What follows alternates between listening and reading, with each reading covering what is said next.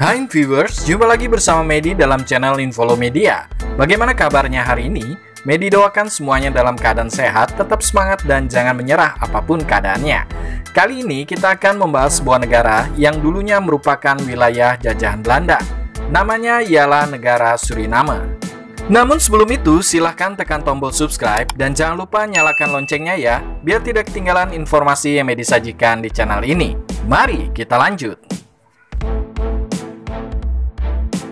Suriname adalah sebuah negara merdeka yang terletak di Amerika Selatan. Dulunya wilayah ini disebut Guyana Belanda. Konon kabarnya ada sekitar 75.000 orang Jawa yang tinggal di negara ini. Nanti kita akan melihat mengapa orang Jawa bisa berada di Suriname. Suriname berbatasan dengan Guyana Prancis di timur dan Guyana di barat. Dan di selatannya berbatasan dengan negara Brazil dan di utara dengan Samudra Atlantik. Memiliki luas 163.800 km persegi dengan ibu kota bernama Paramaribo. Jumlah populasi Suriname menurut Worldometer sebesar 587.727 jiwa di tahun 2020 dengan komposisi penduduk yang terdiri atas etnis Hindustan 37%, Kreol 31%, Jawa 15%, Maron 10%, Amerindian 2%, Cina 2%, bangsa kulit putih 1%, dan lainnya 2%. Sementara agama yang dianut penduduk Suriname adalah agama Kristen baik Katolik maupun Protestan sebesar 48%, Hindu 27,4%, Islam 19,6%. Sisanya adalah penganut kepercayaan yang diakui oleh pemerintah Suriname. Sedangkan bahasa resmi yang digunakan di sana ialah bahasa Belanda.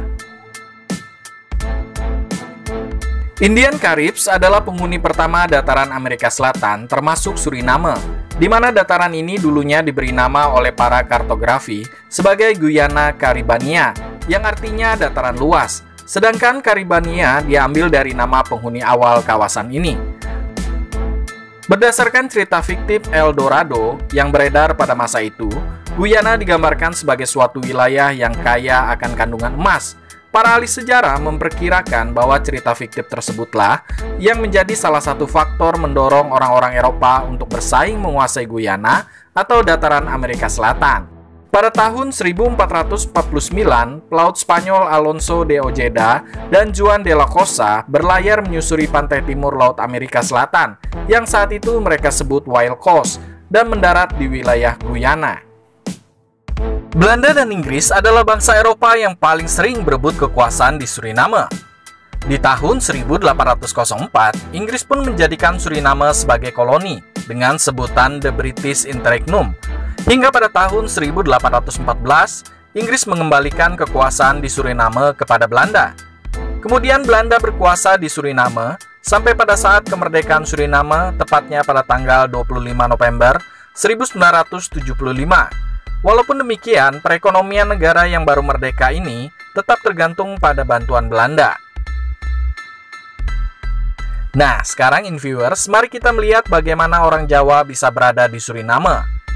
Pada masa kekuasaan Inggris dulu di Suriname, keadaan perekonomian negara ini mengalami kemunduran disebabkan penghapusan sistem perbudakan oleh Inggris. Sementara kebun-kebun masih sangat memerlukan tenaga buruh untuk dikelola.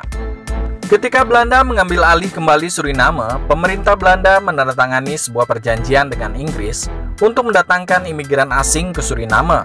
Perjanjian ini diimplementasikan secara resmi pada tahun 1873 sampai tahun 1917.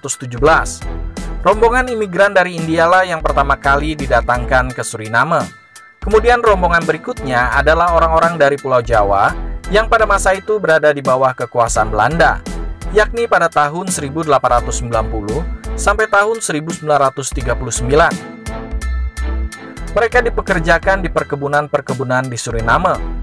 Oleh sebab itulah mengapa populasi orang Jawa terbilang banyak di Suriname. Bagi viewers yang menggemari sepak bola, tentunya kalian tidak asing lagi dengan nama seperti Ruud Gullit, Frank Rijkaard, Edgar David, dan Nigel de Jong. Ternyata mereka merupakan pesepak bola asal Belanda keturunan Suriname. Ada hal unik di Suriname, yakni pada saat pernikahan, biasanya di Indonesia, setiap pasangan hanya memerlukan restu dari orang tua saja.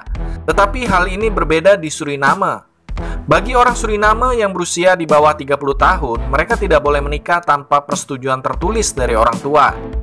Jadi, apabila orang Suriname tidak mengantongi persetujuan tertulis dari orang tuanya, maka pernikahannya dianggap tidak sah. Secara geografis, lebih dari 80% wilayah Suriname masih berupa semak belukar yang dihuni oleh berbagai satwa dan juga berbagai macam tumbuhan. Negara Suriname dikenal karena keanekaragaman floranya, terutama jenis kayu keras seperti Bruin Heart, Purple Heart, dan Zwarte Cabes. Jenis kayu ini merupakan komoditas ekspor yang menjadi sumber devisa yang sangat penting bagi negara ini. Oke viewers, mari kita melihat tempat-tempat wisata yang menarik di negara ini. Yang pertama ialah Fort Zeelandia. Ini adalah sebuah benteng yang pada awalnya dibangun Prancis di tahun 1600-an. Kemudian diperluas oleh Inggris dan diselesaikan pembangunannya oleh Belanda. Benteng ini terletak di ibu kota Suriname, Paramaribo. Kita dapat menapaki sejarah sambil berjalan melewati lorong-lorong benteng tua ini. Kita juga dapat menikmati pemandangan sungai Suriname yang indah dari tempat ini. Tempat yang kedua ialah Brokopondo Reservoir. Brokopondo Reservoir adalah salah satu waduk terbesar di dunia. Waduk ini juga sangat berguna bagi warga sekitar karena di waduk ini warga dapat menangkap ikan. Waduk ini dibuat dengan membangun bendungan Afobaka di seberang sungai Suriname antara tahun 1961 sampai tahun 1964. Bendungan ini membentang di sungai dengan tinggi 54 meter dan dibangun di dekat kota kecil Afobaka. Waduk ini mulai digunakan pada tahun 1965, namun baru pada tahun 1971 mencapai ketinggian air yang optimal.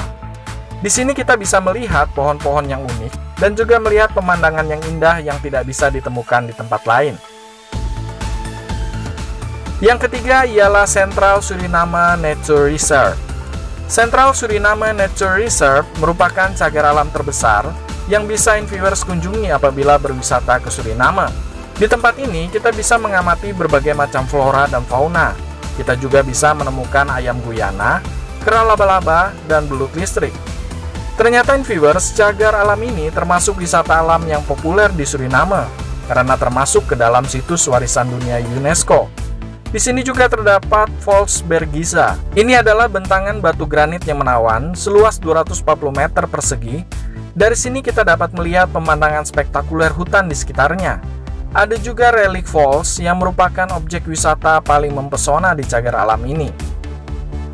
Nah, gimana viewers? Cukup menarik bukan? Demikianlah informasi sedikit mengenai negara di Amerika Selatan yang satu ini. Semoga informasi tadi bisa menambah wawasan kita untuk mengenal kawasan atau wilayah sebuah negara di dunia. Dan jangan lupa untuk tekan tombol subscribe serta nyalakan loncengnya ya, biar Medi lebih semangat lagi dalam menyajikan informasi di channel ini. Sampai jumpa!